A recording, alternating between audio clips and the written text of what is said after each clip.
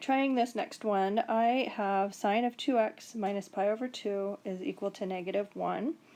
And I have a coefficient in front of my x. That's the first thing I'm thinking about.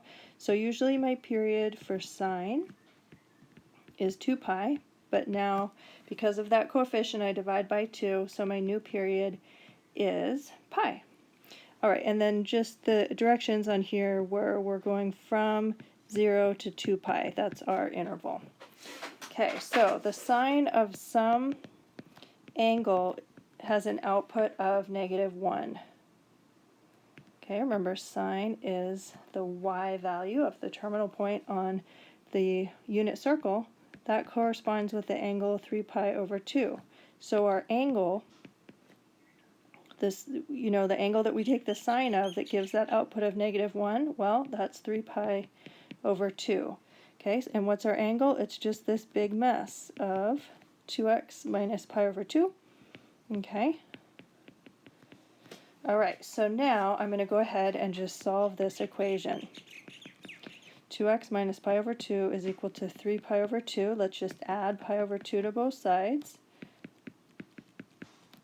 So then I have 2x is equal to 4 pi over 2. And that gives me 2x is equal to 2 pi. And dividing both sides by 2, we get x is equal to pi. And we know we have a period of pi. So if I added an extra pi, I would get right back to 2 pi, which is the same thing as 0 on the unit circle. Okay, right? So we've got a solution here at pi, and we can add our period and get right back there at 2 pi, or 0. Okay, and just because my interval is going from 0 to 2 pi, I'm going to go ahead and just write my answer as x is equal to pi and 0. Okay, let's see, what else do I have on here? Alright, let's try this next one. Cotangent of x is equal to 2 cosine of x. The first thing I'm going to do is just go ahead and write everything in terms of sines and cosines. So cotangent is the same thing as cosine over sine. Okay, and then I'm going to go ahead and try and clear fractions. So I'm going to just multiply both sides by sine x.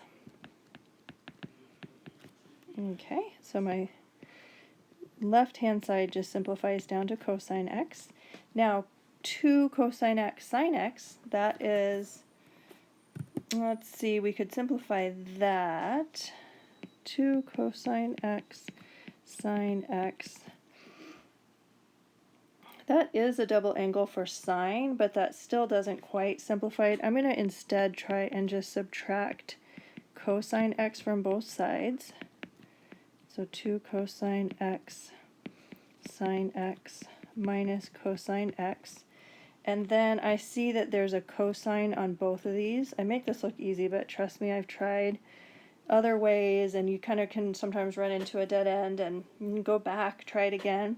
Okay, but what I'm seeing here is I can factor out my cosine x. Okay, so out it comes, and I'm left with 2 sine x minus 1, and that is equal to 0. Okay, so let's look at what we've done so far. We wrote it in terms of sine and cosine, then we set our function equal to 0, then we factored. Okay, now having done this so many times, having taught this class before, my recommendation is try and use your zero product property. Okay, so I have something times something else is equal to 0, so that tells me either the first factor is equal to 0 and or the second factor is equal to 0. Okay, and then we can go ahead and solve those. Let's see, which angle has an output for cosine of 0? And that happens twice. X equals pi over 2, or 3 pi over 2. Now, let's see, our period, we're in sines and cosines, so our period is 2 pi. So knowing, I lost this, but this was my original interval.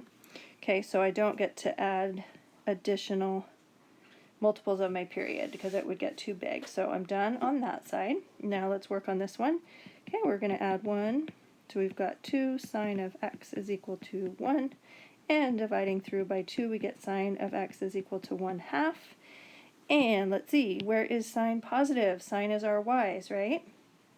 So we have positive 1/2 right over here at pi over 6 and at 5 pi over 6. Okay, so we get x is equal to pi over 6 and 5 pi over 6. And I am good to go. All right, so that is the ones where we're setting it equal to 0, factoring. And let me show you another one. Okay, so on this one, we are also going to set it equal to 0, but it's a little tricky. Okay, so let's see. You just start on these. It's okay to be wrong. I would get some scratch paper out. Just try. Let's see, 4. I know it's a lot to ask when you have so much homework to try and squeeze in. Okay, cosine of x. Well, let's see. I have both sine and cosine.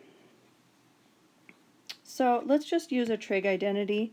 Cosine squared, I could replace that with 1 minus sine squared of x. Okay, so that's going to help. We're just going to get all of this in terms of just at least sine for sine x. Okay, and now I can go ahead and subtract 1. Okay, so what do we have? 3 plus 4 sine of x is equal to negative sine squared of x. And here is where I'm going to set equal to 0. So I'm going to add sine squared of x to both sides. Okay, and so I've got sine squared of x plus 4 sine of x, and I'm commuting my 3 out to the back so that I can go ahead and factor that. Let's see, a squared plus 4a plus 3 equals 0. That would factor out as a plus 3, a plus 1, right? Okay, so same thing, except a's. Instead of a's, I'm having sine x's. Okay, let's see. So I have sine x plus 3 times sine x plus 1, and now I use zero product property. Okay, so either my first factor is equal to 0 or my second factor is equal to 0, and then solving for x, sine of x, what?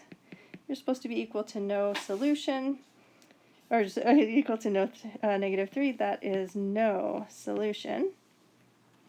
But this one will have a solution because sine of x equals negative 1. That does happen.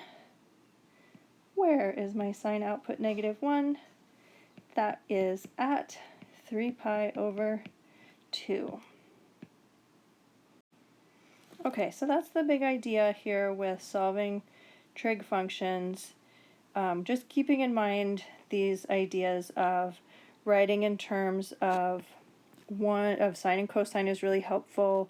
Setting it equal to 0, factoring, and then using zero product property. Those really will get you pretty far on these.